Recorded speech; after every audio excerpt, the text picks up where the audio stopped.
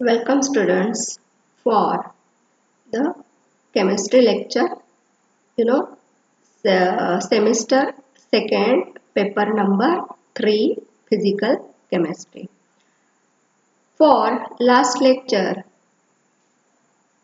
you have idea of the syllabus that are going to study to this semester in the paper number 3. And we have begin with the unit 1, that is chemical energetics, and this first chapter it is divided into two groups. Group A, it deals with the study of thermodynamics, and I have explained you this word thermodynamics. It is derived from the Greek language, and in the Greek language thermo means heat and dynamics means power. So the scientist Thomson, he was the first scientist. He used this word thermodynamics at first. He coined the thermodynamics.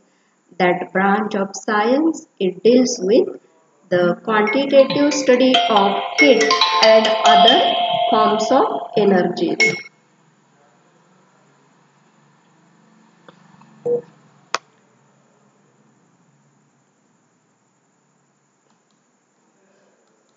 Then here, what is thermodynamics?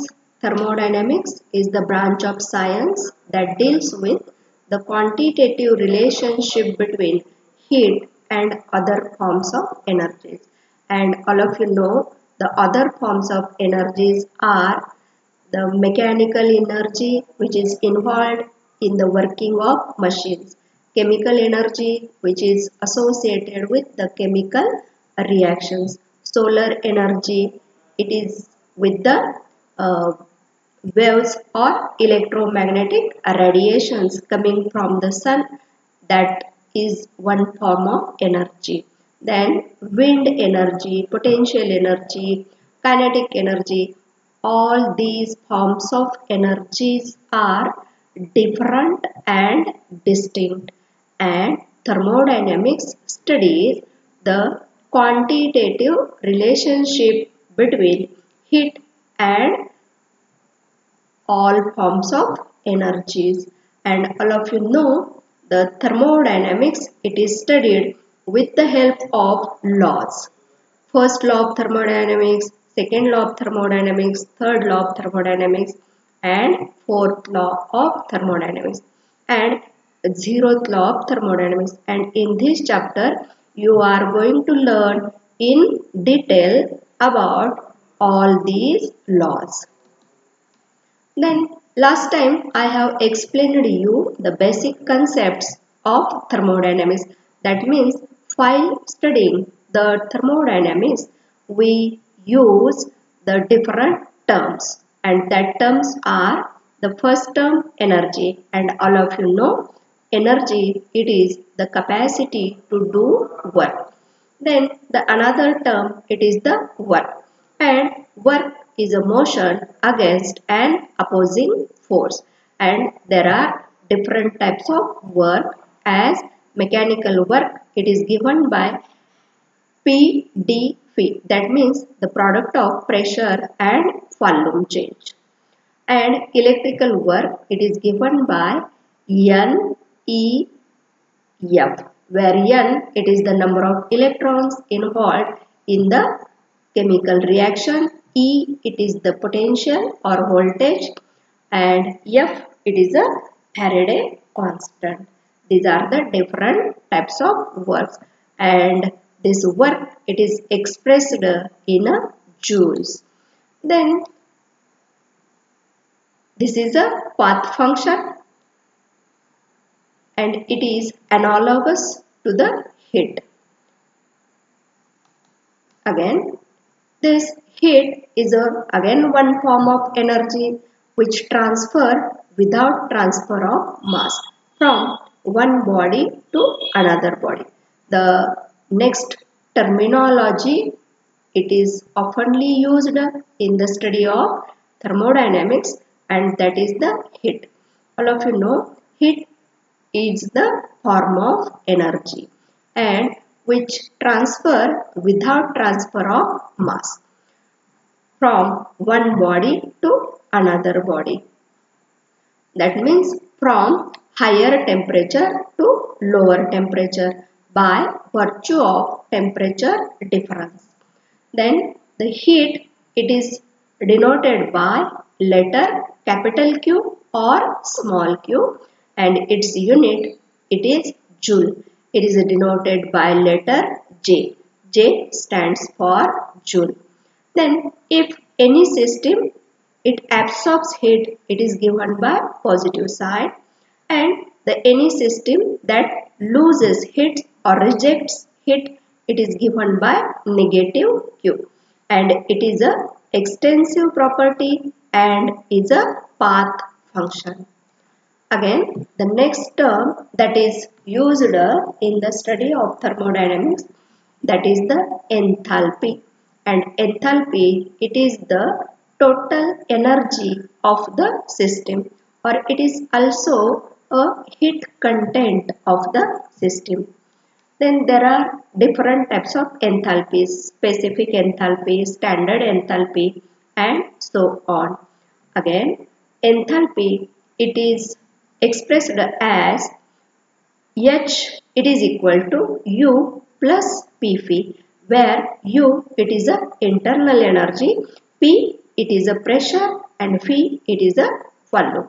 It may be indicated by either capital H or small h. H stands for enthalpy or heat content of the system. Then here we use another word oftenly, that is the system. And all of you know a system, it is either a quantity of matter or region in a space chosen for study, or system, it is any part of the universe under our observation. That part, it is called as system. Then the remaining part of the system, that is the surrounding, and system plus surrounding, it makes a universe. The part which is other than system, that part it is called as surrounding. Then the boundary, the real, it may be real or imaginary surface that separates the system from its surrounding. It is called as boundary. And in this diagram here, this part, it is a system. That means we have concentrated here, or we have attained our full attention to study this part only. So this part, it becomes our system, and above this part, this is the surrounding, and system plus surrounding, it is the universe. And system has a specific boundary. That boundary, it may be imaginary or it may be real. Then let us see the types of systems. As already all of you know, there are three types of systems: open system, closed system, and isolated system. And in case of thermodynamics, an open system is that system which can exchange matter as well as energy with surrounding. Understand well? Open system is a system which can exchange matter as well as energy with the surrounding. Then the closed system, the system which cannot exchange matter but can exchange energy with the surrounding. And in this diagram, they have shown the isolated system. And remember well, the isolated system is the system which cannot exchange matter as well as energy with the surrounding. Such systems are called as isolated systems. Then the types of thermodynamic processes. And you know, thermodynamic process, it is nothing but the any operation by means of which a state of system changes. And for your study, there are cyclic processes, reversible processes, irreversible processes. And last time I have explained you the cyclic process. That means when a system in a given initial state goes through various processes and finally return to its initial state, the system has undergone a cyclic process or cycle. Or in simple words, a cyclic process is a process after performing the steps or stages of the process, we arrive at the initial state. Such processes are called as cyclic process. Then reversible process. It is defined as process that once having take place, it cannot be reversed.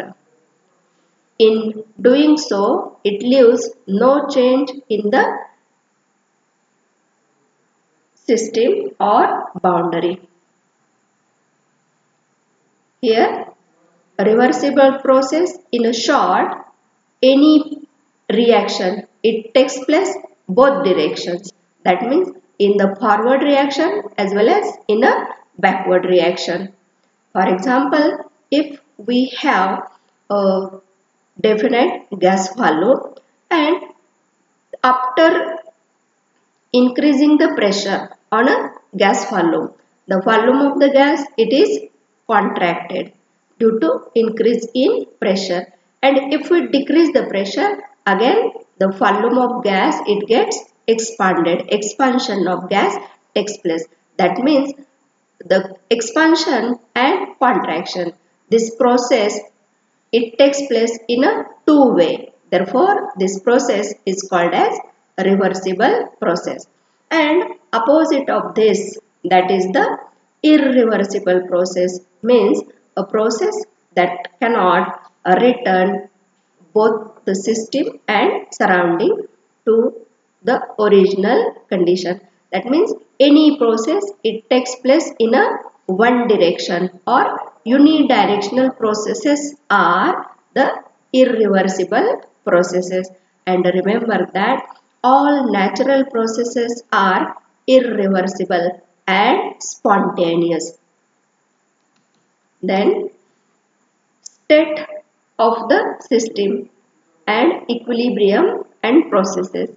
Here this word ISO is designate a process for which particular property remains constant.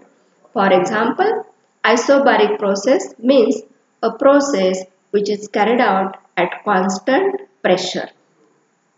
Then the properties of system. There are two properties of system. First, it is the intensive property and extensive property.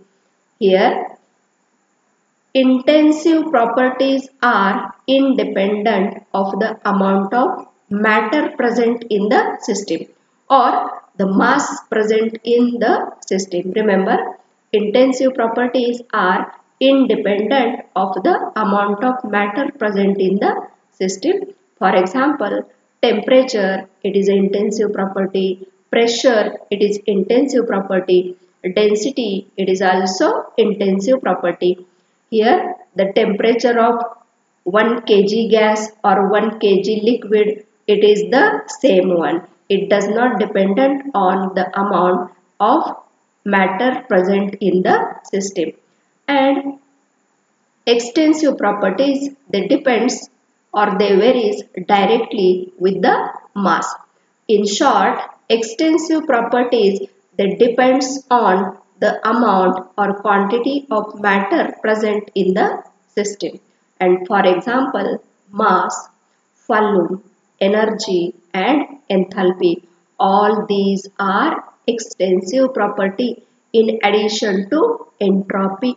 Entropy is also extensive property it depends on the mass or quantity of matter present in the system. So remember well, intensive property, it is independent on the amount of mass. Extensive property, that depends on the amount or matter present in the system. For example, mass, volume, energy, enthalpy, entropy, etc. These properties are extensive properties. Then all of you know, any system, it has 3 or 4 variables. A state of system, it is characterized by fixing either temperature T, pressure P, volume V or concentration C. And by changing any one of the variable, either temperature, either pressure, either volume or concentration, a state of the system is changed.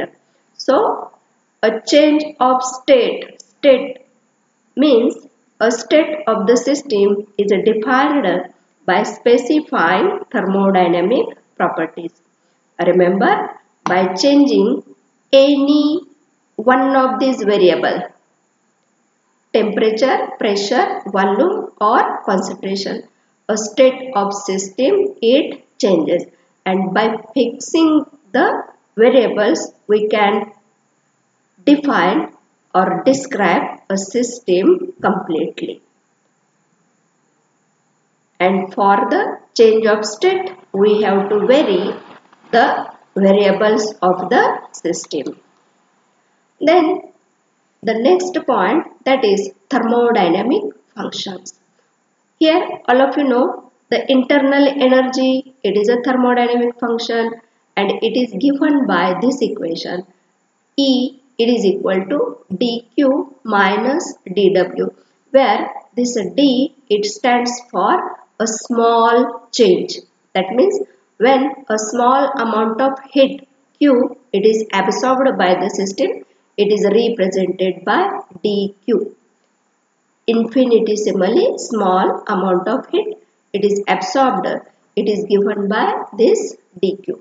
And infinitesimally small amount of work done, it is given by dw. So in thermodynamics, internal energy, it is given by the difference of heat absorbed minus work done. This is a one thermodynamic function. And thermodynamic function, it is nothing but these thermodynamic quantities, internal energy, entropy, enthalpy, Gibbs free energy, Helmholtz energy, they are related with each other by a certain formula. And that formulas are called as thermodynamic functions. So here internal energy E, it is given by dq minus dw.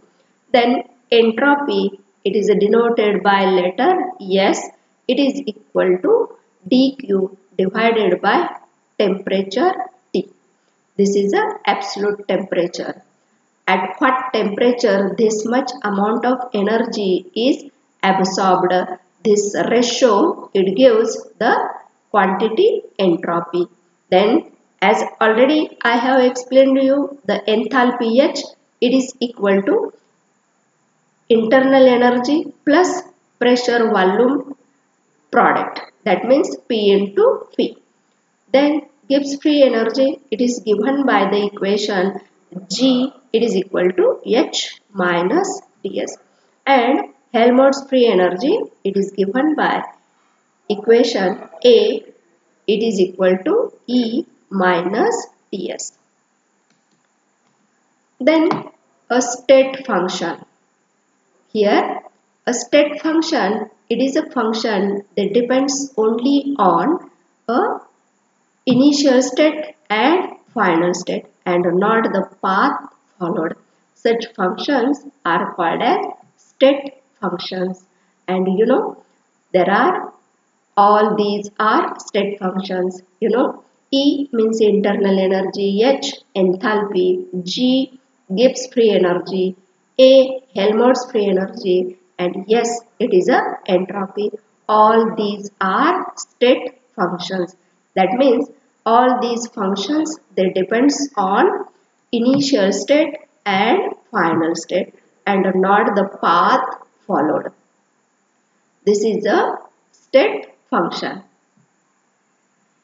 Then again I will explain you the thermodynamic processes. Here thermodynamic processes means a system undergoes a thermodynamic process when there is some energetic change within the system that is associated with either change in pressure, volume and internal energy. Then there are four types of thermodynamic processes and they have their unique properties. As already I have explained you the adiabatic process. Here adiabatic process is a process where no heat transfer takes place. That means the quantity Q, it is equal to 0. No heat is gained or heat is lost by the system. Heat change does not take place. Such processes are called as adiabatic process. And remember, for all adiabatic process, the quantity Q is equal to 0. Then isochoric process means a process where no change in volume occurs and the system does no work. That means phi, volume change, delta phi, it is equal to 0 for isochoric process. Then isobaric process, a process in which no change in pressure takes place. That means P1 equal to P2, it is equal to 0. No pressure change, pressure constant. And isothermal process, a process in which no change in temperature occurs. That means initial temperature equal to final temperature. That is T is equal to 0 in case of isothermal process. Remember, isobaric process P equal to 0, isochoric process volume equal to 0, no change in volume, adiabatic process Q equal to 0. That means no heat transfer occurs in the adiabatic process. Then state and equilibrium. There are different equilibriums as thermal equilibrium, mechanical equilibrium, chemical equilibrium, phase equilibrium. Here a phase equilibrium, it is the two phases in the system, they are in equilibrium with each other. Then here a brief repetition. Here it is a process. For example, isobaric, isothermal, isochoric, isotropic, and the property which is held constant here. In case of isobaric process, pressure is constant. In case of isothermal process, temperature is constant. In case of isochoric process, volume is constant. And in case of isotropic, entropy is constant. Then thermodynamics. It is the quantitative study of heat and other forms of energies. And you know, different forms of energies are as a mechanical energy, thermal energy, electric energy, chemical energy. And remember that all these forms of energies are different and distinct. And thermodynamics studies the quantitative relationship of all these forms of energies with the heat. And here the usefulness of this thermodynamics, with the study of thermodynamics, we can understand the information regarding the reactions, whether the reactions are taking place or not, and whether that reaction is spontaneous or non-spontaneous.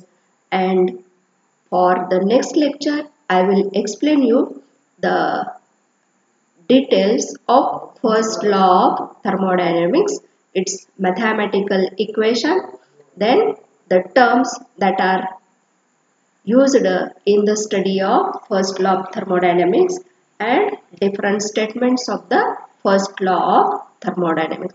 So we in the next week you will learn the first law of thermodynamics and its different statements. So thanks for your kind attention, and as already I have told you, if you have any doubts you can solve your doubts immediately so that you can understand well. Thank you.